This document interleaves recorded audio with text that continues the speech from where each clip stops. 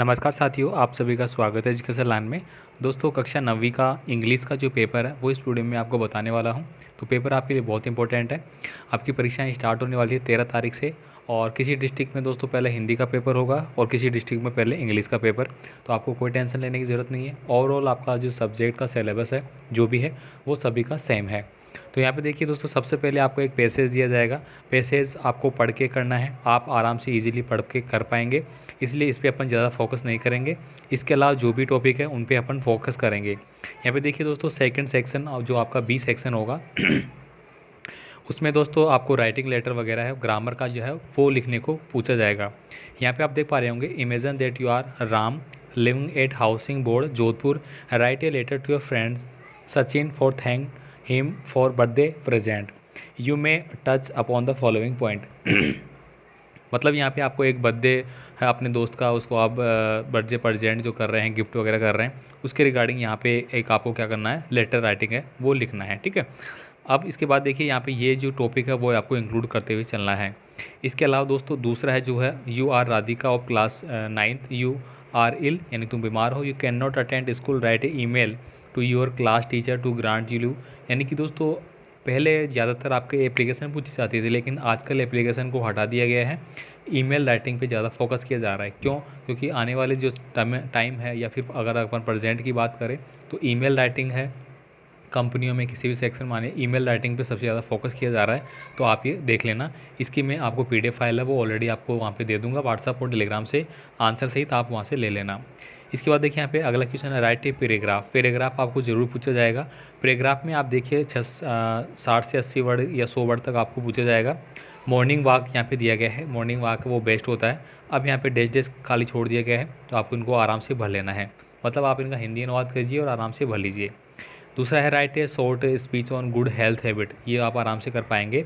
It is rightly said that dash dash is the first pleasure, dash dash दिए गए हैं। मतलब good health के लिए कौन कौन सी आदतें अच्छी है वो आप यहाँ पे अपने हिसाब से भी लिख सकते हैं। ज़रूरी नहीं आप इसी को फॉलो करें, इसको फॉलो करते हुए आप अपने हिसाब से लिख सकते हैं।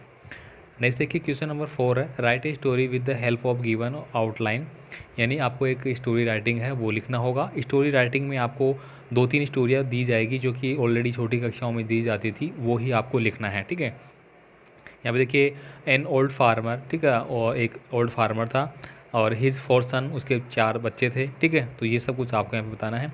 या फिर आप दो में दिया गया है, a patient who has been unwell for something some time goes to his doctor, write in a imaginary dialogues which may take place between the patient and doctor. मतलब डॉक्टर और जो पेशेंट है उसके बीच में जो बातें हो रही है, जो वार्तालाप जिसको अपन बोलते हैं, ठीक है, वो आपको यहाँ पे लिखना है। ठीक है। तो गुड मॉर्निंग, जैसे कि पेशेंट डॉक्टर के पास जाता है, बोल रहा है गुड मॉर्निंग डॉक्टर, आप डॉक्टर को रहा है good morning, what's your problem, यानी कि तुम्हारी क्या समस्या है। फिर तुम बोलोगे कि यहाँ पे फिर तुम्हारा आ जाएगा पेशेंट लिखोगे, फिर पेशेंट के बाद लिखोगे कि sir I have suffering from, जो भी आप लिखना चाहते हैं उस पर आप लिखेंगे। सेक्शन सी देखिए, सेक्शन सी में दोस्तों आपको ग्रामर के लिए जो आपका टेंस से रिलेटेड हो गया, प्रीपोजिशन हो गया, मॉडल्स वगैरह हो गए, ये आपको पूछे जाएंगे। यहाँ पे दोस्तों एग्जांपल के तौर पे हम समझेंगे कि the earth dash dash round the sun, यानी कि जो अर्थ है वह सूर्य के चारों ओर चक्कर लगाती है। तो ये बात सही है, मतलब सनातन सत्य है।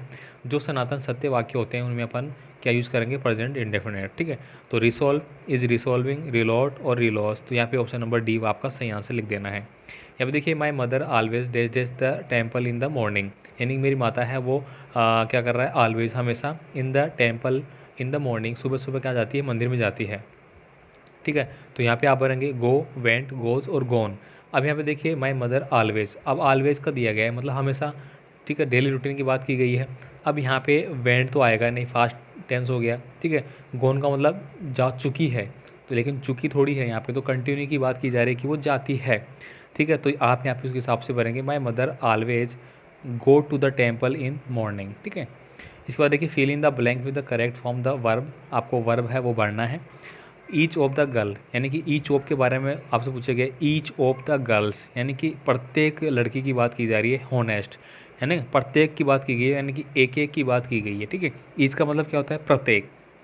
तो each of the girls is honest, are honest. अब यहाँ पे देखिए आर और इज क्यों आएगा, अब यहाँ पे देखिए आपको गर्ल्स है, ये प्लूरल बन गया, उस हिसाब से आपको मेंशन करना है। नाइदर ऑफ टू गर्ल यानी कि दो लड़कियों में से गर्ल्स, ठीक है, ब्रोट 15 बॉक्स, ठीक है। अब यहाँ पे आपको वही यूज़ करना है। अब यहाँ पे देख पा रहे होंगे नाइदर ऑफ द गर्ल्स यानी कि जो बहुत सारी गर्ल्स हैं उनमें से बॉट टिफ़िन बॉक्स, किसके पास टिफ़िन बॉक्स है, ठीक है।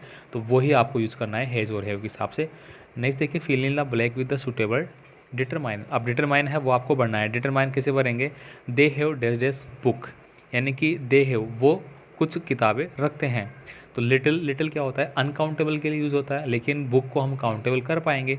तो यहाँ पे अपन काउंटेबल और अनकाउंटेबल दोनों फॉर्म के अकॉर्डिंग देखेंगे। मच, हाउ मच वगैरह अपन बोलते हैं। सम बुक्स, द नंबर, ठीक है। तो दे हैव सम बुक्स, तो यहाँ पे सम का यूज़ होगा कुछ बुक, ठीक है। ही dash dash best boy of your school यानी कि ये अपने स्कूल का क्या है, एक अच्छा लड़का है, ठीक है। तो ये आप आपको बढ़ना है अच्छे लड़के के साथ। तो he is a best boy of your school and best boy your school the non यानी कि एन दी का प्रयोग आपसे करवाया जा रहा है। अब यहाँ पे सीधी सीधी बात है, एक लड़के की बात कर रहे हैं तो he is a best boy, ठीक है। नेक्स्ट देखिए यहाँ पे अगला है fill in the blank with the correct preposition. Preposition आपको पढ़ना है। A jumped dash dash the river. अब जम्प्ड यहाँ पे करना है कि ही जम्प्ड यानी कि उसने क्या किया, जंप्ड किया एक साइड से दूसरी साइड, द रिवर, ठीक है। इनटू, इनटू का मतलब वो पानी में चला गया। इन यानी कि उसके ऊपर अपॉन भी हो गया और एट भी हो गया, ठीक है। नेक्स्ट देखिए I have been living in Jaipur dash 6 years यानी कि पिछले 6 साल से जयपुर में रह रहा है। अगर पिछले 6 साल से रह रहा है तो सिंस और फोर के हिसाब से अपन यूज़ करेंगे, सीधी सी बात है। मतलब ये कौन सा टेंस हो गया, आपका परफेक्ट कंटिन्यू टेंस हो गया। सीधी सी देख पा रहे होंगे आई हैव बीन, ठीक है। हैव बीन लग गया मतलब कंटिन्यू चल रहा है, लेकिन जैसे एक तो होता है पास्ट परफेक्ट होता है और पास्ट परफेक्ट कंटिन्यू होता है, तो परफेक्ट है।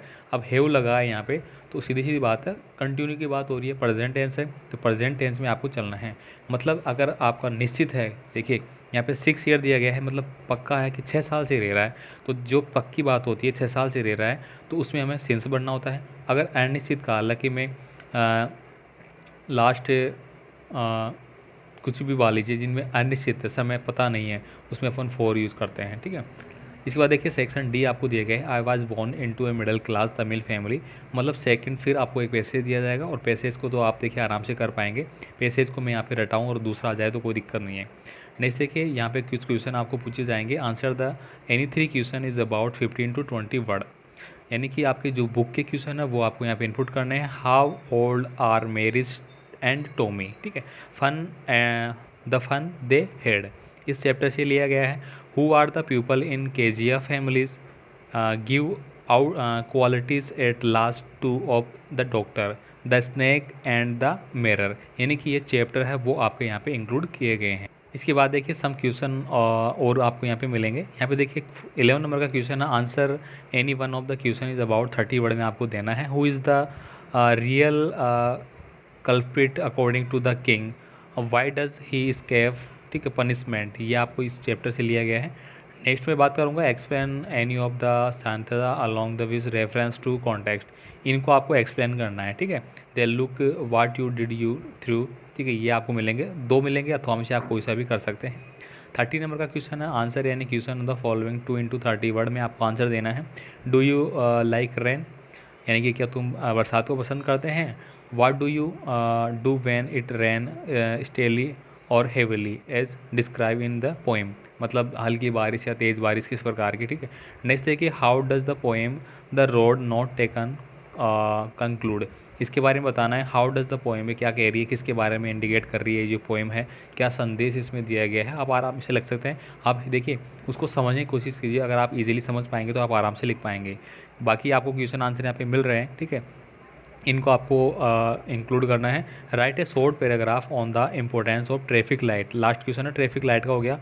What do you understand by crippling, ठीक है, तो इसके बारे में आपको बताना है। तो ये कक्षा 9th के लिए इंग्लिश का मोस्ट इंपॉर्टेंट मैंने आपके सारे क्वेश्चन बता दिए, चैप्टर वाइज बता दिया, क्या क्या आपका आने वाला है सारा बता दिया है। आप इस टॉपिक पे पढ़ लेना, बेस्ट पेपर आपका जाएगा। मिलते हैं अगले पेपर के साथ जो कि साइंस का होगा, जिसमें भी अपन सारे इंपॉर्टेंट पर्सन जो आपके ऑलरेडी परीक्षाओं में पूछे जाते रहते हैं उनके बारे में डिस्कस करेंगे। आपसे रिक्वेस्ट है कि चैनल को पहली बार विजिट कर रहे हैं तो सब्सक्राइब जरूर करिए और आपका कोई भी कमेंट आप मुझे कमेंट कर सकते हैं। धन्यवाद।